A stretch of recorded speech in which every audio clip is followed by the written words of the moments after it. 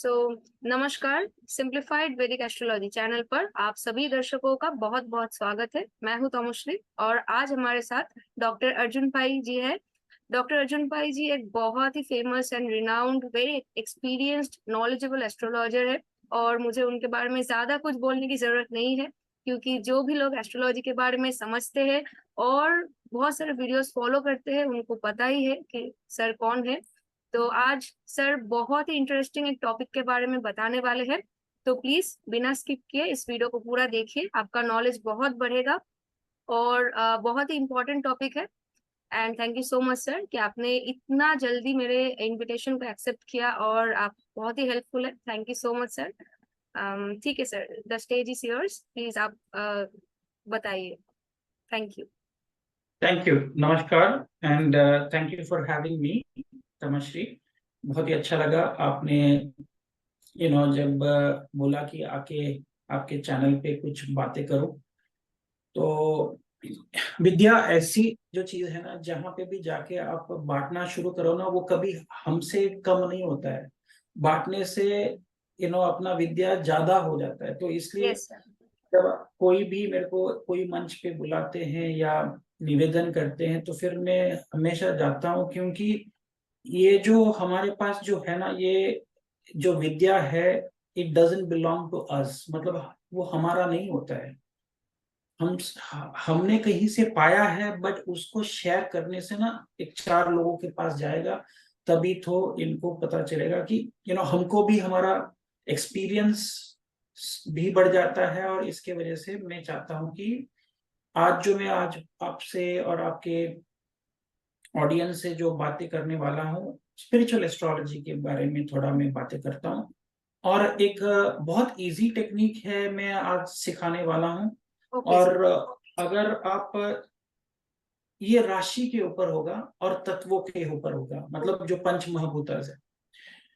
जैसे मैंने पंच महाभूत जो है पृथ्वी, अर्थ, जल, वाटर, फिर वायु, ओके, अग्नि एंड अंतरिक्ष, या उसको आकाश भी बोलते हैं।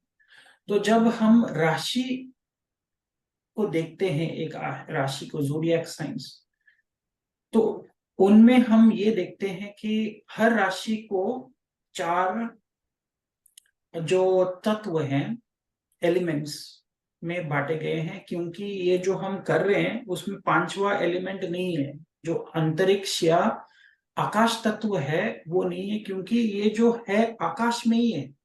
तो आकाश में जब देख के हम उसको डिवाइड कर रहे हैं, तो आकाश को उसको एक कंपार्टमेंट देने का कोई मतलब नहीं है। यस। क्योंकि ये जो हम बंटवारा कर रहे हैं, जो डिस्ट्रीब्यूशन हो रही है यहाँ पे, जो कंपार्टमेंटलाइज हो रहा है, तो वो आकाश में ही हो रहा है। तो इसलिए वहां पे हम जब देखते हैं तो चार ही हमारा तत्व आते हैं, जो है अग्नि, जल। पृथ्वी, हाँ, पृथ्वी। जल और वायु। हाँ। ठीक है। तो हर राशि को एक तत्व के साथ जुड़ा हुआ है। ठीक है जी। और हमको ये चार हैं। वैसे ही अगर हम देखें राशि को, पुरुषार्थ के माध्यम से भी उसको एसोसिएट किया गया हुआ है। जैसे धर्म होता है, इट्स अबाउट राइचियसनेस, अर्थ, काम और मोक्ष। तो हम उसके बारे में थोड़ा सीख लेते हैं। और स्पिरिचुअल एस्ट्रोलॉजी के बारे में आज मैं थोड़ा डिस्कस करूंगा, वेरी वेरी ब्रीफली। ये शायद एक पहला अटेम्प्ट होगा लोगों को एक अंडरस्टैंड करने में, और इससे आपको ज्यादा पता चलेगा कि क्या हो रहा है आपके कुंडली के अंदर। चलिए सीखते हैं। मैं अभी शेयर करना चाहता हूं मेरा स्क्रीन। Of course.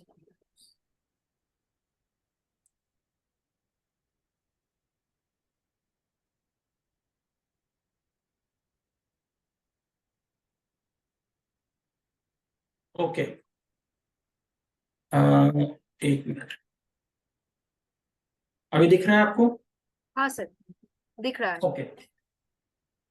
तो ये जो राशि को मैंने दिखाया है, तो हर राशि को जो चार तत्व हैं या पंच महाभूत हैं, पांच में से।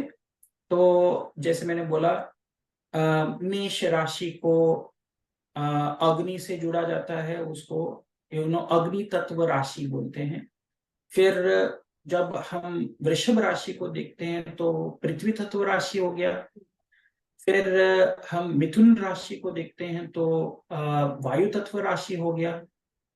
और जल तत्व राशि जो अपना कर्काटक लग्न और कर्क लग्न जो कर्क राशि जो है उससे जल तत्व राशि से जुड़ा गया है। वैसे आप पूरा देखो वो सेम साइकिल आप रिपीट होता रहता है। तो ये तो शायद बेसिक्स है, सबको शायद पता भी होगा कि ये कैसे इसका डिवीजन होता है। ठीक है, ये पहला इट्स अ कॉमन बेसिक है, ये फाउंडेशन है ना। उसी हिसाब से अगर आप देखो तो जो सारे अग्नि तत्व राशि हैं वो धर्म त्रिकोण में आ गए। हाँ। जैसे आपने देखा होगा कि जो मेष, फिर सिंह और धनुर, ये तीनों जो है अग्नि तत्व राशि से जुड़े हुए हैं, तो फिर वो सारे धर्म का साथ मिल गए।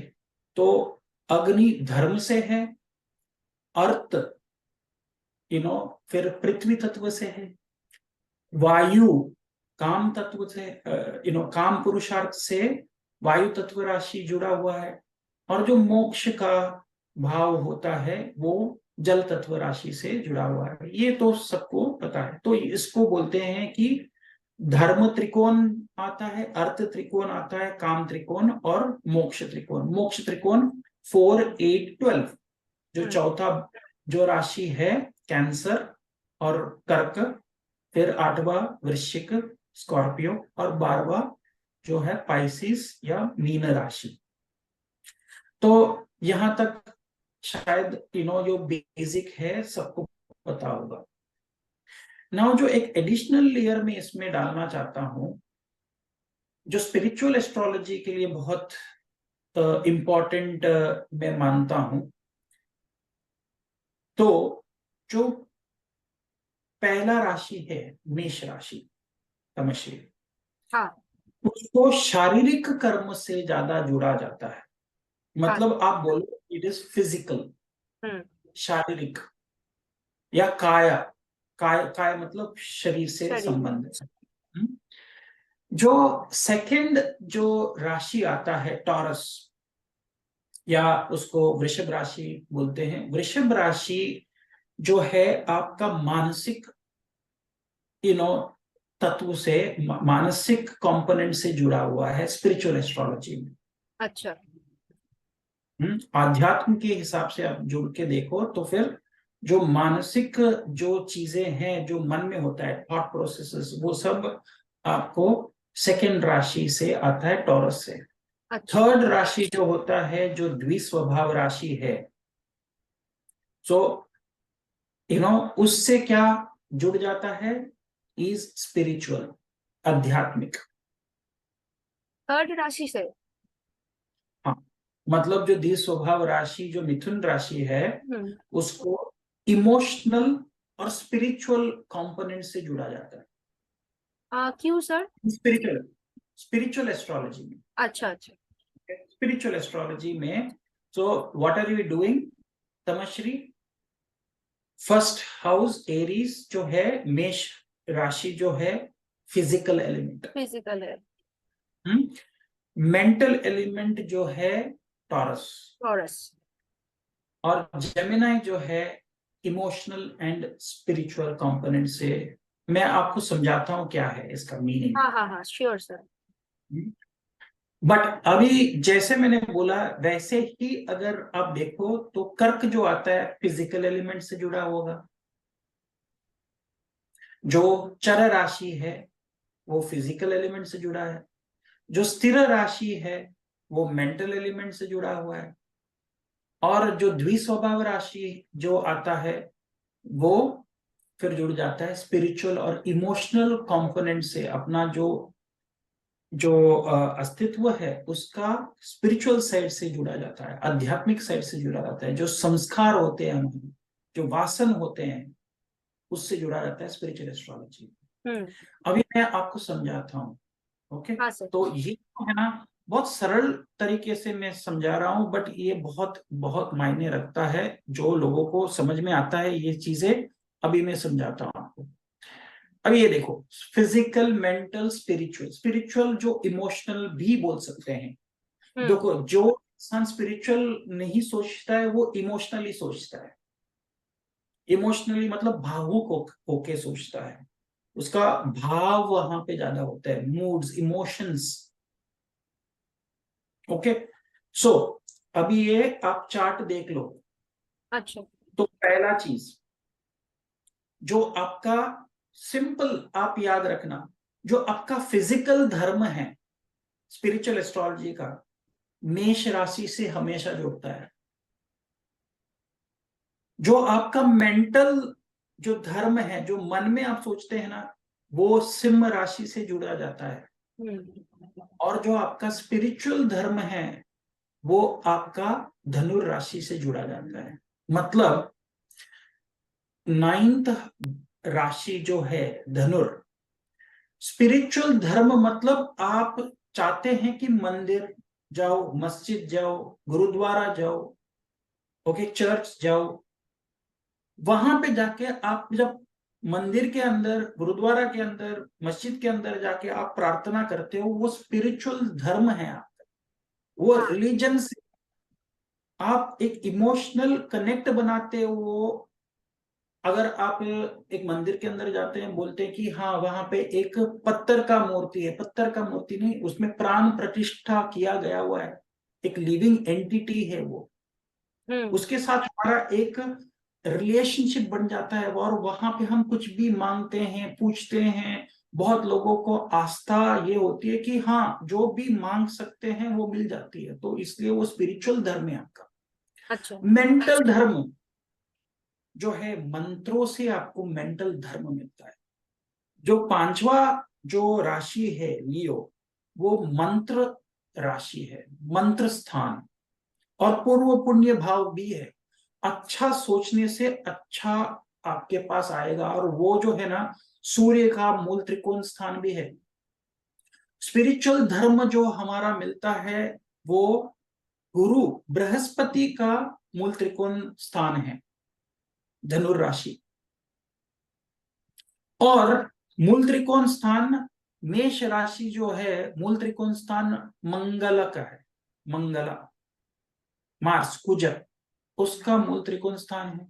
तो वहां पे मार्स और मंगल क्या देता है, फिजिकल स्ट्रेंथ। जो धर्म पालन करने के लिए, धर्म को प्रोटेक्ट करने के लिए, धर्म को आगे चला के लेके जाके जो आगे खड़ा होता है ना, सैनिक की तरह, वॉरियर, स्पिरिचुअल वॉरियर बोलते हैं,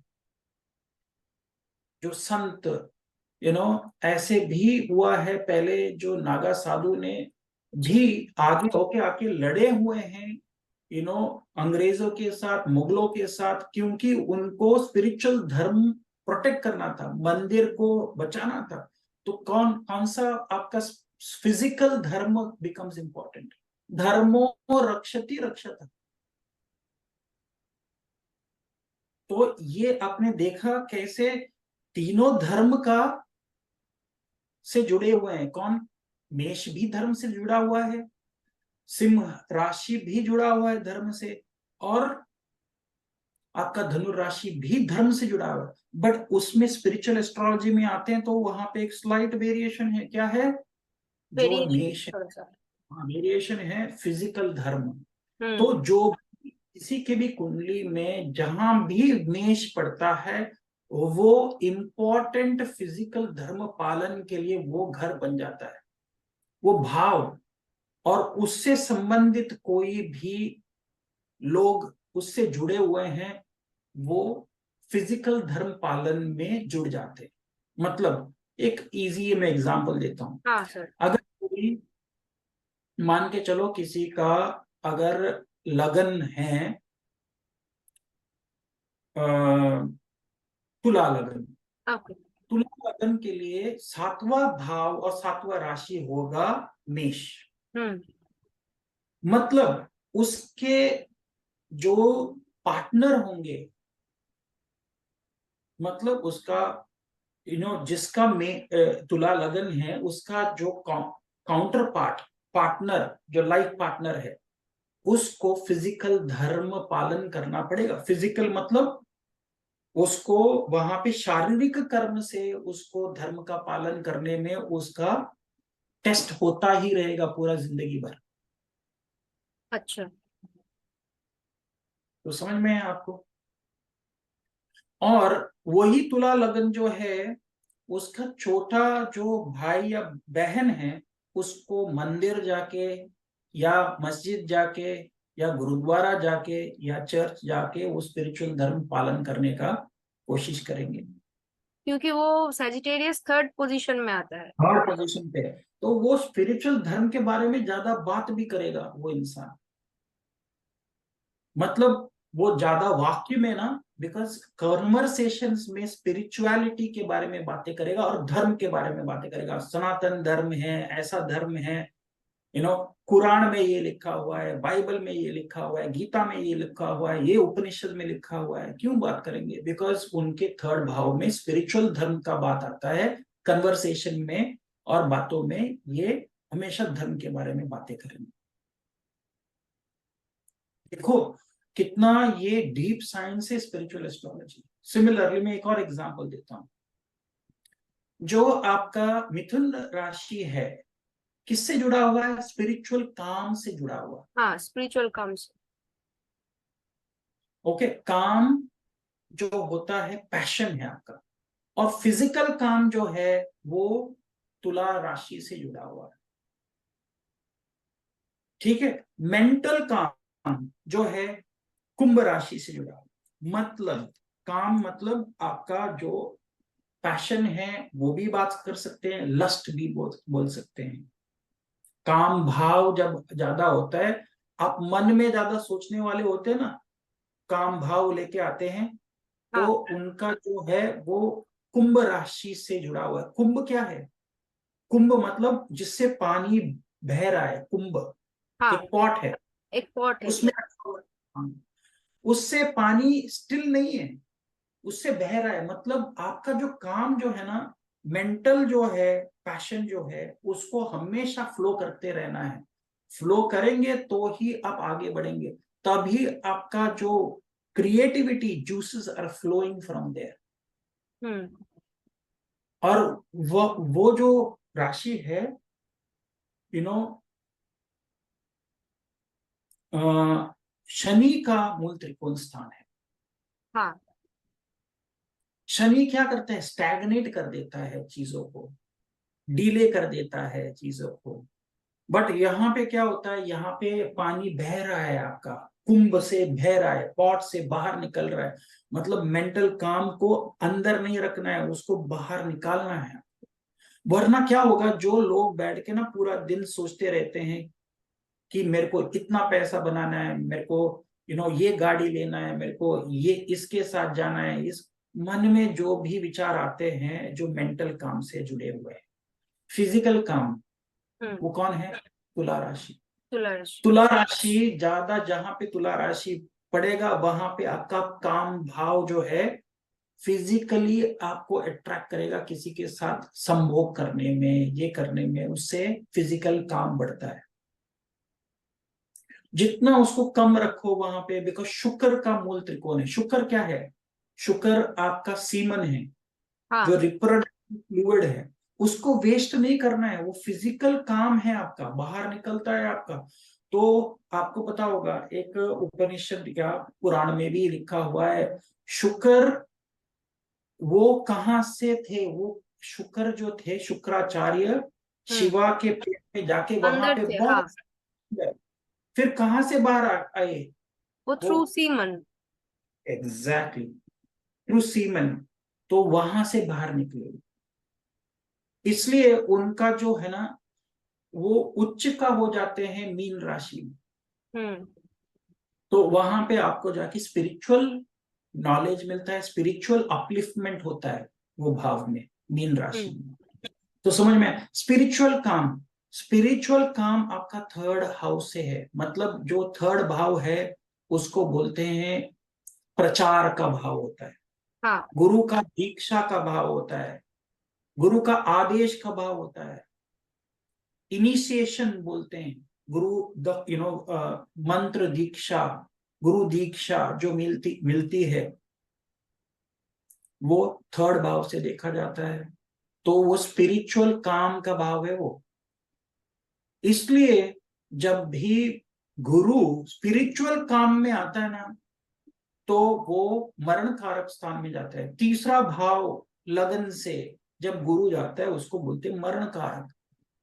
क्योंकि आप काम स्पिरिचुअल और इमोशनल जब हो जाते हो तो फिर क्या होता है, आप you become stuck to the stigmas of the books.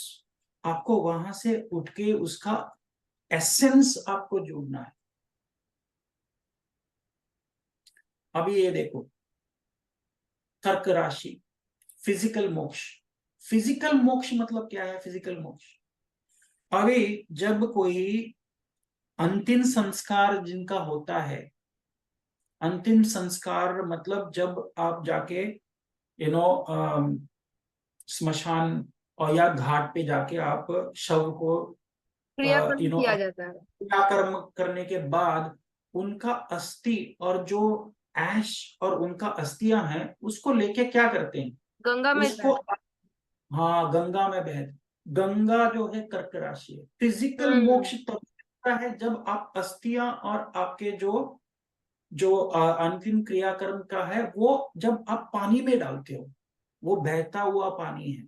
Because कर्क राशि जो है इट्स अ मूवेबल साइन, मतलब कार्डिनल साइन भी बोलते हैं उसको, चर राशि बोलते हैं। चर राशि। Which is flowing. हम्म। तो वो बहता हुआ नदी में उसको डालते हैं तभी वो आत्मा को फिजिकल मोक्ष मिल जाती है। बट स्पिरिचुअल मोक्ष कहां पे मिलता है उसको? उसको फिजिकल 13 दिन के बाद स्पिरिचुअल मोक्ष मिलता है मीन हम्म। राशि में। 13वें, 12वां और 13वें, 13वें पे उसको फिजिकल मोक्ष। क्यों 13वां? 12 13, 12वां 13वां, 13वां और क्या 12 मतलब 12 राशि आपने किया, और 13वां मतलब आपने फिर से जन्म लेने के लिए तैयार हो गया, आप फिर से मेष राशि में आ गए, फिजिकल धर्म पालन करने के लिए आ गए। हम्म। तो आपको ये समझ में आया मेंटल मोक्ष कब मिलेगा? जिस राशि में मेंटल मोक्ष है वो कौन सा है, कौन सा राशि है मेंटल मोक्ष वाला राशि? मेंटल ओजेमेना है मेंटल मोक्ष। हाँ नहीं, मेंटल मोक्ष यहाँ पे देखो ना, मैंने टेबल पे डाला अच्छा। हुआ है, आपको दिख रहा है ना? तो yes। मेंटल मोक्ष जो मिलता है तो मिलता है वृश्चिक। हाँ, यहाँ पर एक्चुअली वो हम लोगों का जो दिखाई दे रहा है ना उसके नीचे चला गया, इसलिए मुझे नहीं दिख रहा था। तो आपको नहीं दिख रहा है जो? ओ ओके एक्चुअली मैं नॉर्थ इंडियन स्टाइल फॉलो कर रही थी ना, तो इसी वजह से। ओके ओके ओके, ठीक है। तो मेंटल मोक्ष जो है वो है वृश्चिक, ओके। और वहां पे जो चंद्रमा है नीच का हो जाता है वृश्चिक में। हम्म। तो वहां पे मेंटल मोक्ष मतलब surrendering to the God, ultimately आप गिविंग ऑफ एवरीथिंग, और मेंटली आप संन्यास लेते हैं। जो अपना 4 आश्रम है, ग्रह हाँ। पहला आपका आता है ब्रह्मचर्य, गृहस्थ, देन वानप्रस्थ, एंड फिर संन्यास। सन्यास। तो ये ग्रह वनप्रस्थ जो होता है उसमें आप सारा कुछ दे देते हो, मतलब आपको वन में जाना है, हाँ। रिटायरमेंट होना है। हम्म। तो आप कुछ नहीं रखते हैं, आपको खाली एक आश्रम चाहिए, कुटीर चाहिए, जहां पे जाके आप बैठ के साधना करो।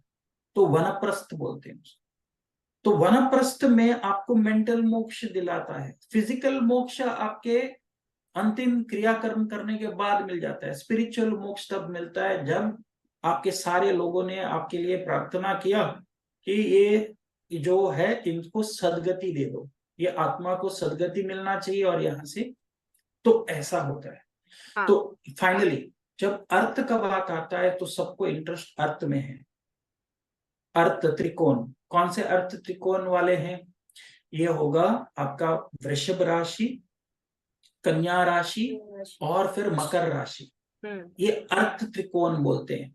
तो मेंटल अर्थ जो है वो वृषभ राशि है। मतलब एक अंग्रेजी में कहावत है, you are as rich as you think and you see. मतलब आपको खुद को एक विजुअलाइज करना है। कोई ऐसे ही ओवरनाइट रिच नहीं बनता है, उसके पास धन नहीं आता है, लाभ नहीं होता है। तो पहले उसको सोचना पड़ता है, मेरे को प्लानिंग करना है कि मैं कैसे इसको इन्वेस्ट करूं। तो जो इन्वेस्टमेंट का वो आता है मेंटल अर्थ से आता है। मेंटल अर्थ जो है, जो आपको मन में सोचना पड़ेगा कि हाँ, it is called as prosperity consciousness. जो सोच प्रॉस्पेरिटी का होता है वो हमेशा, भले उसके जेब में 5 रुपए भी है, बट वो सोच उसका है कि मेरे को करोड़ों कमाना है। पहला, that is law of attraction बोलते हैं। हाँ, मैनिफेस्टेशन। पहला सोच, मैनिफेस्टेशन। पहले सोच आप ठीक करो, मेंटल अर्थ ठीक करो। मतलब वृषभ राशि को आपको वहां पे इन्वेस्ट करना चाहिए। फिजिकल अर्थ कहां से आता है? मकर से। मतलब आप जाके काम पे मेहनत करेंगे, फिजिकल अर्थ वहां से मिलता है। ठीक है। स्पिरिचुअल अर्थ जो है वर्गो, कन्या। क्योंकि कन्या क्या होती है, कन्या के पास कुछ भी नहीं है, इसलिए हम बोलते हैं कन्यादान। जब हम देते हैं, एक सबसे बड़ा दान होता है गोदान होता है, वस्त्र दान होता है। ठीक है। फिर हम जमीन भी दान में दे सकते हैं, बट आई दान हैव कर सकते क्वेश्चन हैं। हियर सर, कि एक्चुअल अगर हम लोग एरीज से देखें तो कन्या राशि तो 6th हाउस में आता है। तो 6th जो है वो हमारा daily work life, daily work routine, तो वो भी फिजिकल एक तो चीज के साथ तो कनेक्शन है ना उसका। बट जब भी हम करते हैं ना, करोमि यद्यत् सकलम परस्मै नारायणाति समर्पयामी। मतलब जो भी हम डेली रूटीन करते करते ना, जब हम नारायण का नाम स्मरण करके जो भी कर रहे हैं, हमारे लिए नहीं कर रहे हैं। तो स्पिरिचुअल अर्थ वही है, जब हम कुछ भी कर रहे हैं, डेली रूटीन जो अपना हो रहा है, उसमें भी हम बोलेंगे सारा कुछ मैं कर रहा हूँ नारायण के लिए कर जो भी है। तो सर्वे जनाः सुखिनो भवन्तु, ये स्पिरिचुअल अर्थ है। मतलब सबका भला हो जाए। और तो इसीलिए जब शायद जो वर्गो इंसान, हीलिंग के साथ भी कनेक्टेड है, राइट? एग्जैक्टली इसलिए जो है ना, वर्गो जो होते हैं वो अकेले, मतलब वर्गो मतलब कन्या है। कन्या मतलब she is ready to populate and to get married, she is not married. Marriage कब होता है? जब तुला राशि में जब आता है तो तब मैरिज हो, बिकॉज वो फिजिकल काम है। जब तक फिजिकल काम एक कन्या को नहीं मिलती है तो वो कन्या ही रहती है, वो स्पिरिचुअल रहती है। एक कन्या, कन्या मतलब जिसने फिजिकल काम एक्सपीरियंस नहीं किया है वो कन्या है, शी इज अ मेडन। तो यह प्यूरिटी है 6th हाउस, जहां पे शुक्र नीच का हो जाता है। हाँ। शुक्र नीच का हो जाता है और बुध उच्च का है। स्पिरिचुअल अर्थ के लिए आपको, what is spiritual earth? What is the knowledge that you have, what is the intellect that you have, वो स्पिरिचुअल अर्थ है आपके पास। मतलब आपके पास रामायण, महाभारत, ऐसे ऐतिहासिक चीजों के बारे में आपको ज्ञान है। फिर पुराण, उपनिषद, ब्राह्मण, वेद, इसका अगर आपको ज्ञात है तो फिर स्पिरिचुअल अर्थ वही है आपके पास। स्पिरिचुअल अर्थ आपके बैंक बैलेंस नहीं है, इतना प्रॉपर्टी नहीं है। प्रॉपर्टी, बैंक बैलेंस, वो सब कहां पे है?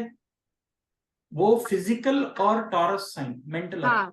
देखो, जब आप बोलते हैं मेरा बैंक में 2 करोड़ पड़े हुए हैं, आपके पास फिजिकली वो नहीं है। आपका बैंक स्टेटमेंट देख के आपको पता चलता है मेरे वो 2 करोड़ पड़े हुए हैं। मेंटली आप उन्हें अर्थ देख लिया, हाँ 2 करोड़ पड़े हुए हैं। फिजिकल अर्थ क्या होता है? एक गाड़ी खड़ी है, ओके, 30 लाख की गाड़ी खड़ी है, 50 लाख की अपने मर्सिडीज का गाड़ी खड़ी है, वो फिजिकल अर्थ है। आपके पास जमीन है, आपके पास जायदाद है, आपके पास लैंड है, इसलिए फिजिकल अर्थ जो राशि है, जो मकर राशि है, वहां पे मंगल उच्च का हो जाता है। हाँ, मंगल मतलब क्या है? Land, physical. Property, tangible assets बोलते हैं। हाँ, फिजिकल तो जो भी आप देख एसेट्स सकते हमारे हैं पास। फिजिकल, जैसे jewellery, diamonds, James, land, property. इसलिए वहां पे क्या है, ये सब चीजें जो है ना, लैंड, प्रॉपर्टी, ज्वेल्स, ऑर्नामेंट्स, ये सब इनको कोई इंटरेस्ट ही नहीं है। किसको? गुरु को। हम्म। तो गुरु निष्ठा हो जाता है वहां। हम्म। सर, एक और क्वेश्चन है, अगर आप इजाजत दे तो पूछूंगी। सर, पूछिए। यहाँ पर वर्गो साइन एक तरफ हीलिंग के साथ कनेक्टेड है और ये स्पिरिचुअल अर्थ भी है, बट उसके साथ साथ वर्गो के साथ आर्ग्यूमेंट, डिस्प्यूट, इन सब चीजों को भी कनेक्ट किया जाता है क्योंकि ये ओरिजिनल हम्म। सिक्स हाउस है। तो ये कॉम्बिनेशन थोड़ा एकदम पोलर ऑपोजिट है, तो इसका रीजन क्या है कि ये डुअल साइन है, इस वजह से कि उसका कोई और रीजन है? एक डुअल साइन भी है, और एक और चीज देखो, जब भी अपना डे टू डे एक्टिविटीज में कोई भी बाधा आती है, हम्म। फिजिकल में बाधा आती है, मतलब आपको अस्पताल जाना पड़े, आपको बीमारी हो जाए, आपको कष्ट आ जाए, तभी तो आपको भगवान का नाम याद आता है, स्पिरिचुअल हाँ, अर्थ हाँ। आप यूज करना चाहते हो। मैं कितने बार मैं ये मंत्र करूं, कहाँ पे जाके मैं पूजा करूं, मतलब you want to cash in on your spiritual currency. Hmm. Hmm. जब कोई कठिनाई आती है ना, तभी आपको कन्या की याद आती है, कन्या राशि का, वरना तो आपको स्पिरिचुअल अर्थ जरूरत ही नहीं है। हाँ। अगर आपका दिन अच्छा चल रहा है, आप कोई मंदिर जाएंगे, मस्जिद जाएंगे, प्रार्थना करेंगे, पूजा करेंगे, पाठ करेंगे, कुछ नहीं करेंगे। हम्म। जब भी डेली रूटीन में कोई अड़चना आती है, तभी तो हम जाते हैं वहां पे, हम्म। हम्म। यू नो तभी तो हम परिहार करना चाहते हैं, हाँ। है कि नहीं? हाँ। तो यही चीजें हैं, अगर हम इस तरीके से हम कुंडली को देखना शुरू करो, तो फिर आपका जिंदगी बहुत ही अच्छा। और ये देखो, लास्ट स्लाइड में आपको बोलना चाहता हूं कि जो भी फर्स्ट हाउस जो होता है, वो आपका प्रेजेंट है। हम्म। जो फिफ्थ हाउस जो होता है, क्योंकि पांचवें भाव से क्या देखते हैं, आपको बच्चे देखते हैं, आपका पूर्व पुण्य देखते हैं, वो फ्यूचर है आपका। हम्म। जो नाइन्थ हाउस है, आपका पिताजी, आपके गुरु, आपका पास्ट है। तो ऐसे अगर आपने भाव को भी बांट के देख लिया, तो आपको पता चलेगा कि जो आपका नाइन्थ हाउस है, वो स्पिरिचुअल पास्ट है। आपका जो इमोशनल पास्ट है, वो नाइन्थ हाउस है। जो फिजिकल, जो आपका फिजिकल प्रेजेंट धर्मा है, वो फर्स्ट हाउस है। जो आज आप कर सकते हो, एरीज है, जो हम्म। मेष राशि है। हाँ। समझ में आया? यस। जो प्रेजेंट में जाके हम मैं गंगा नहा सकता हूँ, बोलते हैं कि पाप धुलेगा, फिजिकल, क्योंकि जो चौथा भाव जो है, चौथा राशि जो है, जो कर्क राशि है, वो फिजिकली जाके हम बॉडी को निला के फिजिकली ऊपर आते हैं, तो हमको लगता है कि हाँ, मैंने गंगा नहा लिया, तो फिर अभी मेरे सारे यू नो जो पाप है धुल गए फिजिकली। हम्म। मेंटली कब? जब मेरा कोई दुष्ट विचार जो आता है मन में, अगर मैंने वो निकाला, क्योंकि स्कॉर्पियो साइन में मून नीच का हो जाता है, मतलब नीच का, अगर आपके पास वासन है, नीच का आपको मन में आ रहा है, वो सब निकालना, वो आपका फ्यूचर के ऊपर भी अच्छा रहेगा। हाँ। वरना आपका फ्यूचर बहुत खराब हो जाएगा। अगर आपने आज किसी के बारे में ये सोचा कि जेलसी, ग्रीड, प्राइड, ये अहंकार, ये सब लेके आ गए, तो आपका फ्यूचर तो खराब ही हो गया, क्योंकि क्या है, आठवां भाव जो है, यहाँ पे देखो, एट, हम्म। मेंटल। मेंटल। मेंटल मोक्ष है, बट वो फ्यूचर में आता है। और स्पिरिचुअल मोक्ष पास्ट से लेके आता है, जो होता है स्पिरिचुअल मोक्ष जो है, 12वां घर से आता है, इमोशंस। इसलिए हम मेडिटेशन, प्राणायाम, आश्रम, और वहां पे कोई गलती हो गया, क्या होता है, 12वां घर प्रिजन भी होता है, जेल भी होता है, जहां पे जाके आपको अंदर बैठना है, बॉन्डेज बोलते हैं उसको। तो मैंने यहाँ पे अंग्रेजी में लिखा हुआ है, धर्म का मतलब क्या है? Your collective understanding of your cosmic principles is your धर्म। An individual's integrity to the universe that we live in is moksha. Celebrating our existence in tune with the cosmic principles is calm. And making yourself, resourceful in tune with your cosmic principles is artha. Okay. Now, artha, you can always replace artha with karma. And then you see magic of the spiritual astrology. तो आप अगर वो देखेंगे, आपको पता चलेगा कि इसी में अगर आपने अर्थ जहां पे लिखा है ना, उसको कर्म में बदल दो। मेंटल कर्म जो होता है आपका इस वृषभ राशि में होता है मेंटल कर्म। जो फिजिकल कर्म जो होता है आपका 10वें भाव जो है, और 10वां राशि जो है मकर में होता है आपका, वो आपका वर्क प्लेस है, वो आपका क्रियामणि कर्मास वहां से जुड़ा हुआ है। ओके। और आपका जो स्पिरिचुअल कर्म जो है वो छठे भाव से होता है। एक्चुअल स्पिरिचुअल कर्म आपने वो पूछा ना कि कन्या सिक्स्थ हाउस आपने बोला डिसीजेस, कॉन्फ्लिक्ट्स, जिसके साथ अनबंध है, वो सब चीजों और डेली रूटीन्स उसके बारे में। बट हम बहुत सारे लोगों ने सनातन धर्म में आके हमने ये भूल गए कि हमको भी दिया था कि क्या है, अतिथि धर्म है और कर्म है, देव कर्म है, हम सुबह करते हैं, ब्रह्म का कर्म करते हैं, फिर अपने पितृ कर्म करते हैं। ये सब कर्म कहां से आते हैं? वो छठे भाव से, डेली रूटीन। अच्छा। हम डेली सुबह उठ के ब्रह्म का भी आराधना करते हैं ब्रह्म मुहूर्त में। ब्रह्मा जी की बात नहीं कर रहा हूँ, ब्रह्म विद्या। ब्रह्म मुहूर्त में ब्रह्मा विद्या मतलब ब्रह्मा जी, मतलब वो ब्रह्म मुहूर्त में हम जो शास्त्र है वो पढ़ते हैं। ब्रह्मा मतलब क्या, मैं बोल रहा हूँ, ब्रह्मा का अस्तित्व नहीं है, पूजन नहीं है, बट ब्रह्मा क्या है? वो चतुर, अपना जो वेद है, 4 वेद ही ब्रह्मा है। अच्छा। हाँ, 4 वेद ही ब्रह्मा है, इसलिए ब्रह्मा का 4 मुख है, ब्रह्मा के हाथ में 4 वेद है। हर उसके 4 मुख से हर वेद का वहां पे वो तो प्रचार कर रहे हैं। वो ऋग, साम, यजुर और अथर्वण वेद। तो ब्रह्मा मतलब मैं बता रहा हूं कि वेदों का ही हम पारायण करना ही वो सुबह अपना पहला चीज है।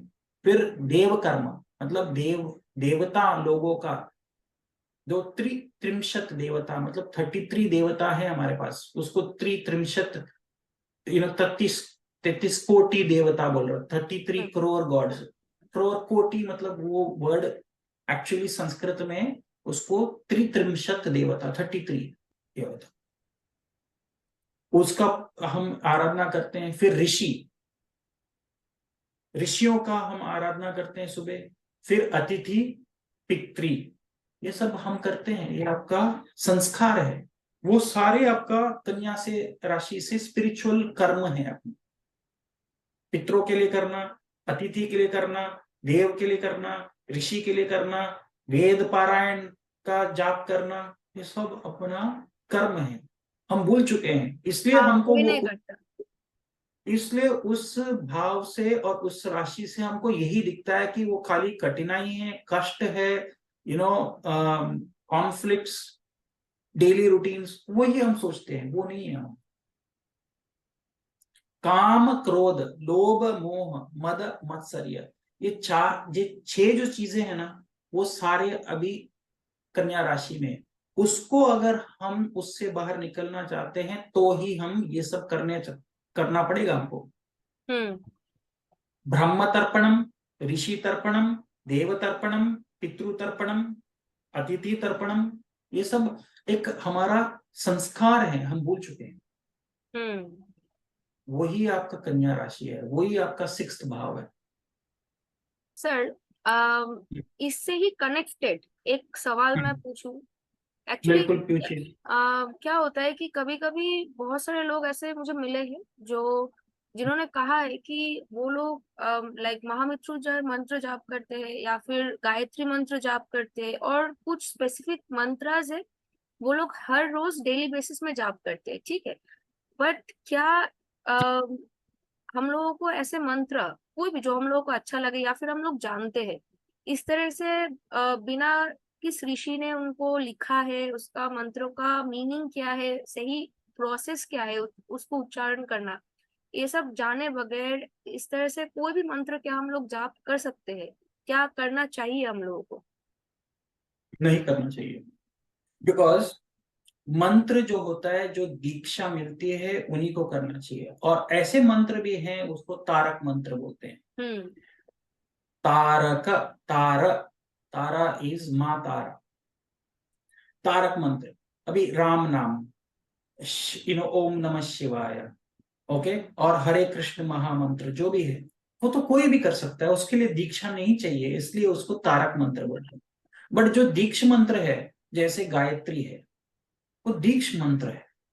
और वो विश्वामित्र ऋषि को आपको न्यास में ऋषि का नाम लेना है। चंद, चंद मतलब मीटर। गायत्री मीटर है, एक है 24 सिलेबल्ड। अनुस्तुप 32 सिलेबल्ड। जगति, पंक्ति, पंक्ति मतलब 40 सिलेबल्ड। तो ऐसे पहले उसका नाम लेना है, फिर शक्ति का नाम लेना है, देवता का नाम लेना है। जब मंत्र शुरू करते हैं, कौन सा देवता, कौन सी शक्ति, बीज, बीज मंत्र, फिर कौन से ऋषि, बिकॉज ऋषि मतलब कौन है, जिसने वो मंत्र को यूनिवर्स से डिस्कवर करके हमको दिया है। जैसे सावित्री गायत्री मंत्र, बहुत सारे गायत्री मंत्र में सावित्री को बहुत इंपॉर्टेंस देते हैं, क्योंकि वो विश्वामित्र ने दिया था, महामंत्र है वो। ठीक है। तो विश्वामित्र ऋषि को हमेशा हमारा जो मस्तक है, मतलब ये हमारा सहस्त्रार चक्र पे रखे, he tunes the frequency of the mantra. तो वो एक गुरु ही इनिशिएट कर सकता है, जिसने वो मंत्र के साधना करके लाखों बार उसको मंत्र जप करके उसने साधना में उसका पास पावर है वो साधना कर। और जिसको दीक्ष मिला हुआ है वही दीक्ष दे सकता है। तो ये आज क्या हुआ है, सारे मंत्र अगर यूट्यूब पे हैं, सारे लोग जाके सुनना ठीक है, जप करना अलग बात है। सुन सकते हैं जरूर, क्योंकि आप प्रोनाउंसिएशन, इंटोनेशन, मतलब कब स्टॉप करना है, कब उसको ये करना, वो हमको पता नहीं। तो इसलिए जब वैदिक पाठशाला में जाके जो पंडित जी जो मंत्र करते हैं, उनको दीक्षा मिली हुई है, उनको पढ़ाया गया है स्कूल में जाके। तो आज भी अगर आप सेल्फ स्टडी करके आप सीखना चाहते हैं तो सीख सकते हैं। बट क्यों हमको स्कूल क्यों जाना है, फिर टीचर से क्यों सीखना है? हम फर्स्ट स्टैंडर्ड से डायरेक्टली 10th स्टैंडर्ड में क्यों नहीं जा सकते हैं? उसका फर्स्ट प्रोसेस, स्टैंडर्ड के बाद हम एग्जैक्टली सिमिलरली मंत्र साधना का भी प्रोसेस होता है। प्रोसेस होता है। ऐसा नहीं है कि आप 10th स्टैंडर्ड में डायरेक्टली जाओ और एडवांस कैलकुलस सीखना शुरू करो। पहले आपको तो एबीसीडी सीखना है, फिर मैथमेटिक्स प्लस माइनस सीखना है, बहुत सारी चीजें सीख के ग्रेजुएट करके आप जाते हैं ना। वैसा ही मंत्र विद्या भी वैसा ही एक साइंस है। तो ये सिमिलर जो प्रोसेस है वो क्या जो ग्रह बीज मंत्र होता है और हम्म। सेम है कि हम लोग नहीं जाप कर सकते हैं बिना इनिशिएटेड हुए? हाँ, ग्रह बीज उसमें बहुत सारे चीजें हैं, क्योंकि वो उसमें सामान्य मंत्र भी है, उसमें वेद व्यास ऋषि ने दिया मंत्र भी है ग्रह में, फिर तांत्रिक मंत्र भी है। तो वो डिपेंड करता है कि कौन से मंत्र आपको जप करना है। और कलयुग में अगर आप खुद करेंगे ऐसे मंत्र, और बीज मंत्र का, बीज मंत्र कोई भी यूज कर सकता है। मंत्र जो पूरा मंत्र जो है उसका इनिशिएशन चाहिए। जैसे गायत्री है, गायत्री इनिशिएटेड, गायत्री हमेशा एक पिताजी से एक बेटे को मिलता था, फिर बेटा उसको बेटे को देता था। बट ये नहीं मानता हूं कि मैं, आज लोग बोलते हैं कि औरतों को नहीं करना चाहिए, ऐसा कुछ भी नहीं था। ये कब से वो डिटीरेट हुआ है, मुगलों के टाइम से, और बट आप देखो आदि शंकरा के टाइम पे उसका एक संभाषण हुआ था, एक औरत के साथ, मंदना मिश्रा जी, और उसने ऑलमोस्ट हराया था। तो फिर आदि शंकरा ने दूसरा बॉडी में जाके उसने सीखा, और वो विद्या सीख के आके उसके साथ फिर से संवाद संवाद किया। बट वो टाइम पे लोग, इवन औरतें भी बहुत स्कॉलरली होते थे, उनके पास गायत्री विद्या थी और वो कर सकते थे। बट क्या हुआ है, लोगों ने फिर उसको डिसकंटिन्यू किया लास्ट 1000 साल में। इसलिए आज लोग बोलते हैं कि नहीं कर सकते। ऐसा कुछ भी नहीं है, आप इनिशिएट हो सकते हैं, तो फिर कोई भी कर सकता है गायत्री जप। बट इनिशिएट होना चाहिए। इनिशिएशन मतलब दीक्ष मिलना चाहिए गायत्री करने के लिए, सावित्री गायत्री करने के लिए। बट आपको ग्रह का मंत्र करना है, वो इट इज उसके इनिशिएशन मैं मानता हूं कि नहीं चाहिए। बट अगर कोई उसमें मंत्र जैसे ऋषि मुनि ने दिया है, जैसे वेदव्यास ऋषि का मंत्र है, अगर जपा कुसुम संकाशम, ऐसा सब मंत्र जो सूर्य के लिए है, चंद्र के लिए है, तो फिर अगर कोई गुरु आपको दीक्षा देगा तो फिर वो आपको ज्यादा, मेरे को लगता है कि इफेक्टिव अच्छा है, अच्छा इफेक्टिव होगा। यस, वरना आप जरूर मंत्र सुन सकते हैं। अगर उससे आप बहुत अच्छा रिजल्ट मिलता है, लाइक बिल्कुल मिल जाता है, बिल्कुल मिल जाता है सुनने से। बट आप जप मत करो अगर आपको इनिशिएशन नहीं हुआ है। चलिए, ओके तमश्री जी, और कुछ क्वेश्चन पूछना था नहीं आपको? आज के लिए तो इतना ही sir. Thank you so much, thank you so much, you are बहुत वेरी अच्छा वेलकम। लगा। Thank you very much. Yes, thank thank you very much. और कुछ नया चीज अगर आपको सीखने मिल गया ये वीडियो से, तो जरूर कमेंट सेक्शन में आप लिखिए, क्योंकि एक बहुत डीप साइंस है ये स्पिरिचुअल एस्ट्रोलॉजी। ये खाली में जो बोलते हैं ना, अनियन अनियन जो होता है उसका पील होते हैं, उसका जो बाहर का आउटर पील है ना, वो मैंने, अगर आप अंदर अंदर जाएंगे तो बहुत सारा स्पिरिचुअलिटी में यू सीखने के लिए। सर। अगर ज्योतिष। सर अगर मेरे व्यूअर्स जो भी होंगे, अगर वो हम्म, डिमांड करते हैं कि इसका कोई दूसरा पार्ट भी उनको चाहिए, तो क्या आप आएंगे? अगर रिक्वेस्ट देखते हैं जैसे जैसा टाइम परमिट करेगा, और जितना लोग पूछते हैं फिर आके ज्यादा स्फूर्ति मिलता है हमको भी आके पढ़ाने में, सीखने में। हम भी सीखते हैं और सिखाते भी हैं, क्योंकि ये विद्या हमारा नहीं है, ये सबका विद्या है। हाँ सर। इसको गुड विद्या बोलते हैं, गुड विद्या। हम्म, गुड विद्या सबको अगर मिल जाती है और उससे आपका लाइफ गुड जैसा बन जाता है तो फिर बहुत अच्छा है। थैंक यू ठीक सर। है, okay, all the very best, thank good you so luck. Much sir. Thank you, okay, thank you नमस्कार, फॉर, नमस्कार, नमस्कार, या बाय बाय। Thank you.